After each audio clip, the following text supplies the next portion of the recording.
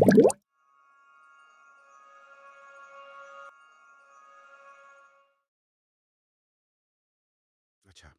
تو یہ سوال اکثر ذہن میں آتا ہے کہ کیا دولت قسمت سے ملتی ہے یا اسے سیکھا جا سکتا ہے؟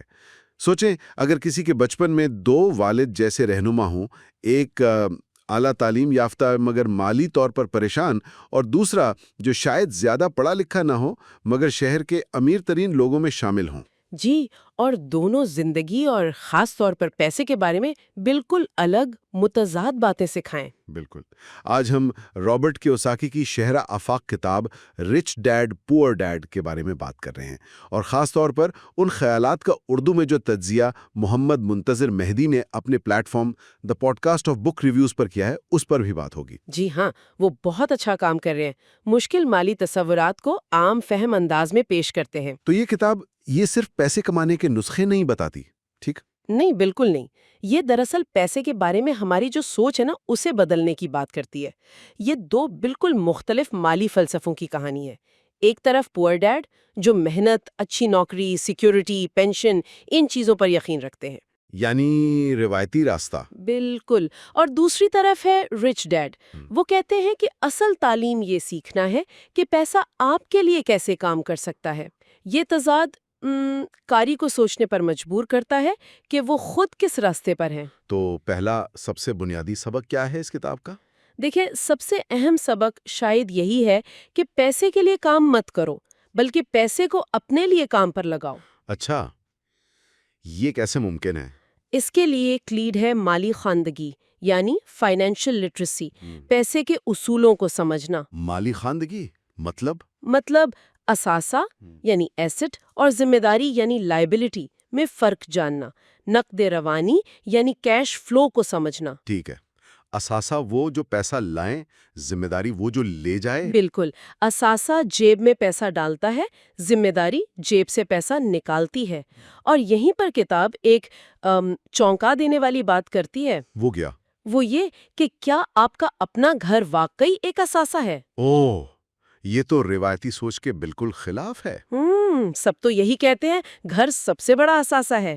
جی، لیکن رچ ڈیڈ کے نقطہ نظر سے اگر آپ کا گھر آپ کی جیب سے مسلسل پیسہ نکال رہا ہے، جیسے قرض کی قسطیں، ٹیکس، مرمت وغیرہ، تو وہ تکنیکی طور پر ایک ذمہ داری ہے۔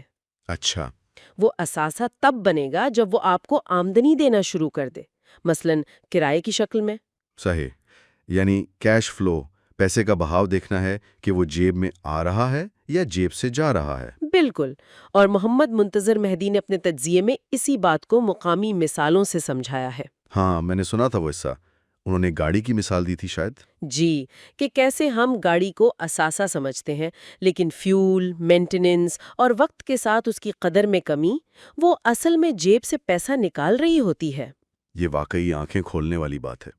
اچھا، پھر کتاب خوف اور لالچ کا بھی ذکر کرتی ہے؟ جی ہاں، یہ دو بہت طاقتور جذبات ہیں جو ہمیں مالی طور پر آگے بڑھنے سے روکتے ہیں۔ لوگ اچھی تنخواہ والی نوکری چھوڑنے سے ڈرتے ہیں، مستقبل کا خوف ہوتا ہے۔ اور جب تنخواہ بڑھتی ہے تو کہتے ہیں۔ بالکل، اور اسی خوف کی وجہ سے اکثر لوگ مالی آزادی حاصل نہیں کر پاتے۔ کتاب تعلیم کے روایتی نظام پر بھی سوال اٹھاتی ہے۔ کیا اسکول ہمیں پیسے کا انتظام سکھاتا ہے؟ شاید نہیں، وہ تو اچھا ملازم بننا سکھاتے ہیں زیادہ تر۔ جی، رچ ڈیڈ اسی عملی مالی تعلیم پر زور دیتے ہیں جو ہمیں پیسے کے بارے میں بہتر فیصلے کرنا سکھائے۔ یہ تعلیم اکثر ہمارے نصاب میں نہیں ہوتی۔ اور ایک اور اہم تصور ہے ایکٹیو انکم بمقابلہ پیسیو انکم۔ ہاں، ایکٹیو انکم وہ ہے جو آپ کے کام کرنے سے ملتی ہے، نوکری، مزدوری، آپ کام بند کریں تو پیسہ آنا بند۔ ٹھیک ہے۔ جبکہ پیسیو انکم وہ ہے جو آپ کے فعال طور پر کام نہ کرنے پر بھی آتی رہے، جیسے جائیداد کا کرایہ، کسی کتاب کی رائلٹی، کسی کاروبار کا منافع جو آپ خود نہ چلا رہے ہوں، یا سٹاک سے ملنے والے ڈیویڈنڈز۔ تو رچ ڈیڈ کا فلسفہ پیسیو انکم بنانے پر ہے۔ جی، ان کا زور اسی پر ہے کہ ایسے اثاثے بنائیں جو پیسیو انکم دیں۔ اور مہدی صاحب نے یہ بھی واضح کیا ہے کہ یہ صرف امیروں کا کھیل نہیں، چھوٹے پیمانے پر بھی شروع کیا جا سکتا ہے۔ مثلاً کوئی آن لائن کورس بنا کر، کوئی ڈیجیٹل پروڈکٹ فروخت کر کے۔